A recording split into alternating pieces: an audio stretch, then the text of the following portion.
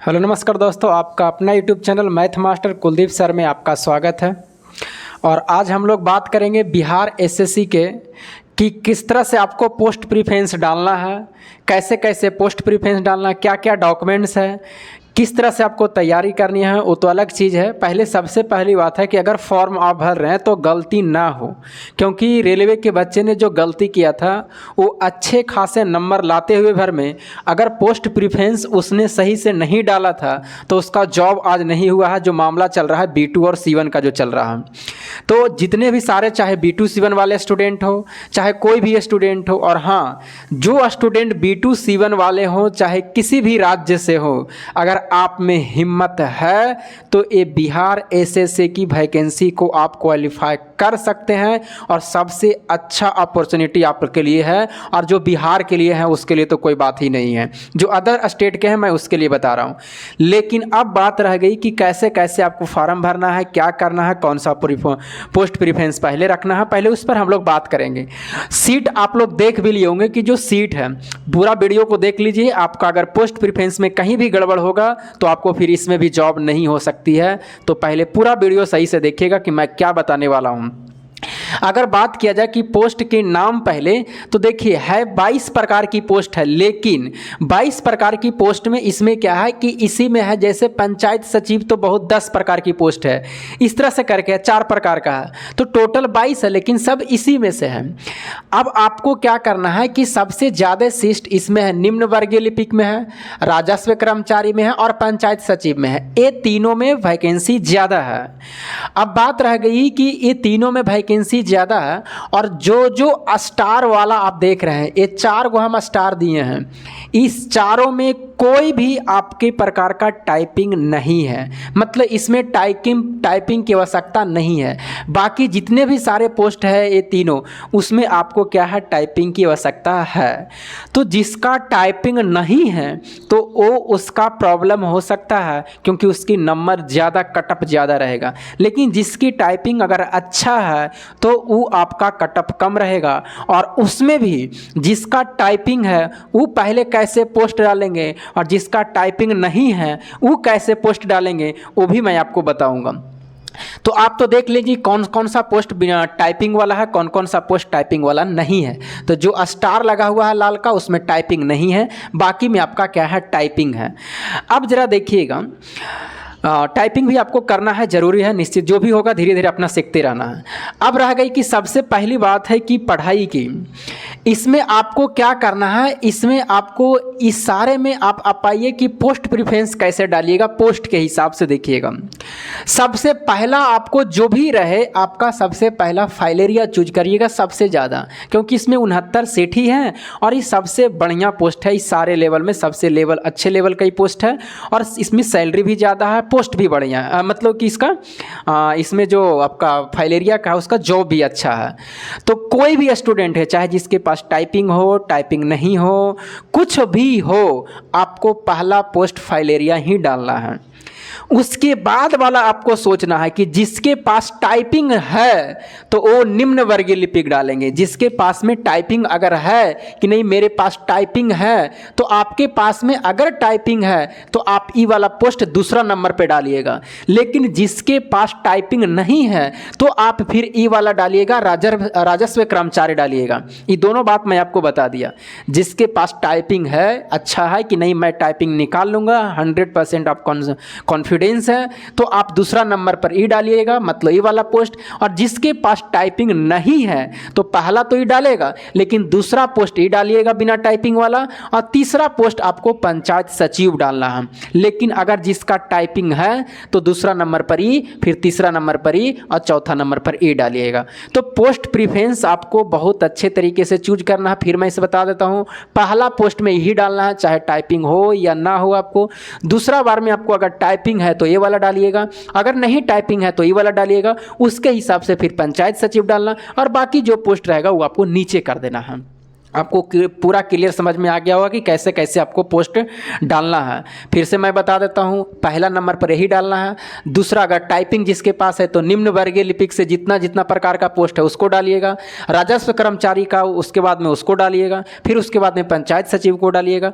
ऐसे करके आपको क्या करना है, पोस्ट को प्रेफरेंस को डालनी है। और नहीं तो ज़्यादा जहाँ इधर उधर वाला डाल दिए, टंकन लिपि, फिर फाइलेरिया, फिर सहायक अनुदेश, अगर ये पहले डाल दिए तो फिर आपको गया काम से। क्योंकि पहला पोस्ट और दूसरा पोस्ट ये दोनों आते आते आपको निर्णय कर लिया जाता है कि आपको जॉब कौन सी देनी है। मुश्किल से दूसरा से तीसरा प्रेफरेंस तक जाता है, इसके बाद में पूरी सीट फिल हो जाती है। तो आपको पोस्ट प्रेफरेंस पहले बढ़िया तरीके से डालना है। अब आइए, आपका अगर बात किया जाए कंप्यूटर सर्टिफिकेट और टाइपिंग सर्टिफिकेट, टाइपिंग सर्टिफिकेट अगर नहीं भी है तो चलेंगे, लेकिन अगर आपके पास में कंप्यूटर सर्टिफिकेट नहीं है तो बनवा लीजिएगा। वो भी जहाँ पर जिसका रजिस्टर है अच्छे ढंग से, जिसका मतलब उसमें मुहर उहर, मतलब कि वो आपको वेबसाइट पर उसको दिखा रहा हो, उससे आपको कंप्यूटर सर्टिफिकेट एक बनवा लेनी है।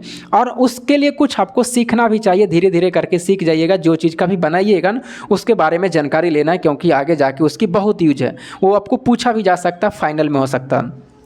सर्टिफिकेट की बात करें तो 10th का और 12th के आपके पास में होनी चाहिए निश्चित।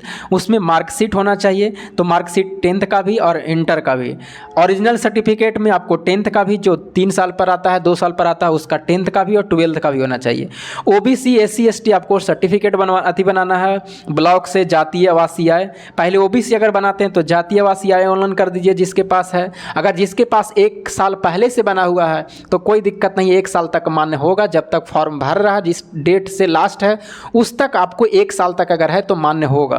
तो जातीय आवासीय आय आपको बनवाना है ब्लॉक से। उसके बाद में OBC के लिए बिहार लेवल पर, सेंट्रल लेवल पर मत करिएगा, बिहार लेवल पर आपको करना है। एक आपको बनाए होंगे जैसे रेलवे के कोई तैयारी जिसको अच्छा खासा होगा और जिसका जॉब लगने वाला होगा, तो ये सब डॉक्यूमेंट्स है उसके पास, लेकिन उसमें क्या है, वो सेंट्रल लेवल पर, आपको बिहार लेवल पर फिर आपको जातीय आवासीय सब बनाना है।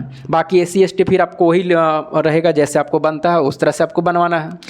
तो इस सब तो हो गया आपका डॉक्यूमेंट से भी। बाकी आप समझ गए हो कि कैसे कैसे क्या करना है, सारे चीज़ मैं आपको बता दिया। पोस्ट प्रेफरेंस अच्छे से, और नाम वगैरह ये सब जो भी है आप एक बार अच्छे से फिल करिएगा, और नहीं तो उसके बाद में कोई सुधारने की आपको मौका इसमें नहीं दी जा रही है। ये गलती नहीं होना चाहिए। जो भी है बहुत अच्छे तरीके से आपको साइबर कैफ़े में जाइएगा, 2-3 बार आपको देख लेना है। तो फॉर्म भरना पहले ज़रूरी है, ज़रूरी जानना भी है, क्योंकि रेलवे में ग्रुप डी में अगर कोई नहीं जाना था पहले 2019 में, तो उसके लिए जिसके अच्छे खासे मार्क्स थे तो उसका भी पोस्ट नहीं मिला है।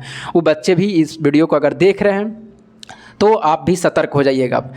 अब रह गई कि तैयारी की, तो जो भी स्टूडेंट B2C1 वाले मेरे से अगर जुड़े हुए हैं तो आपके लिए बहुत अच्छा है, चाहे वो अदर स्टेट का हो चाहे जो भी हो। अगर अदर स्टेट से आप बिलोंग करते हैं, जैसे बिहार से नहीं है, तो आपके लिए भी है, लेकिन आपको UR में क्वालिफाई करना पड़ेगा। तो आप इतने अच्छे मार्क्स लाइए कि आप UR में क्वालिफाई हो जाए। और इसका सिलेबस बहुत ही बेहतरीन है, मैथ, रीजनिंग, साइंस ये सब है। आपको अगर अच्छे तरीके से अगर हो जाता है तो आपको फिर समझिए कोई दिक्कत नहीं है। जिसका बिहार का है तो फिर कोई दिक्कत ही नहीं है। बिहार में जो रेलवे में क्वालिफाई है B2C1 वाले कुछ मार्क्स चलते या कुछ मेडिकल के कैटेगरी के कारण, तो फिर आपके लिए बहुत बढ़िया मौका है। अगर इस वीडियो को मेरा देख रहे हैं आप लोग तो B2C1 वाला तैयार हो जाइए। आलतू फालतू अब दिमाग मत लगाना बंद करिए। अब आप जो होना होगा सो रेलवे के हिसाब से होगा, लेकिन बिहार के बच्चे अगर आप हैं, B2C1 वाला हैं, तो बिल्कुल इसमें लगिए। अगर आपको मैथ और रीजनिंग अच्छा है तो, साइंस अच्छा है तो। बाकी मेरा इसमें योगदान क्या रहेगा, मेरा रहेगा कि मैं अभी 2 वीडियो डेली अपलोड कर रहा हूं। एक आपको सुबह 8 बजे जो कॉन्सेप्ट पर आधारित है, और एक आपको 12 बजे जो टेस्ट सीरीज चल रहा है। उसके बाद में फिर एक लाइव लेते हैं शाम को, वो भी बेसिक चलता है।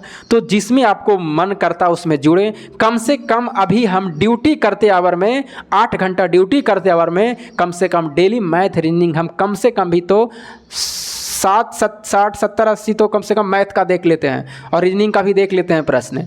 बाकी साइंस वगैरह आप कैसे तैयारी कर रहे हैं वो आप अपना सोचिएगा, आप कितना मेहनत कर रहे हैं। हम लोग के तो ड्यूटी भी करना रहता है सारे चीज़, और आपको यकीन नहीं है तो मैं इसका रिजल्ट ला के आपको बताऊंगा। देखिए मेरा रिजल्ट इसमें ज़रूर होगा। तो अगर आपको कहीं से फॉलो कर रहे हैं तो ठीक है, और नहीं तो फॉलो भी करते रहिए, सारे चीज़ देखते रहिए। ये नहीं करता है कि बस इस एक ही चैनल पर आपको डिपेंड रहना।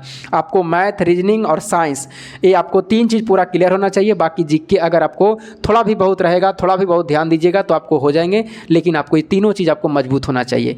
साइंस में मैं क्या करूँगा कि जितने भी सारे NCERT 9, 10th क्लास का और कंपटीशन का, ये तीनों को मिलाएंगे और मुश्किल से मैं आपको बताता हूँ कि 10 वीडियो उसको दूंगा, 10 वीडियो या 15 वीडियो, और उसमें ऐसे ऐसे प्रश्न आपको याद करवा देगा। 15-20 आपको वीडियो मिलेगा उसमें साइंस का, और वही हम तैयार करेंगे। उसके बाद में अपलोड करेंगे, अभी नहीं अपलोड करेंगे, लेकिन मैथ आपको हमेशा इस चैनल पर चलते रहेगा।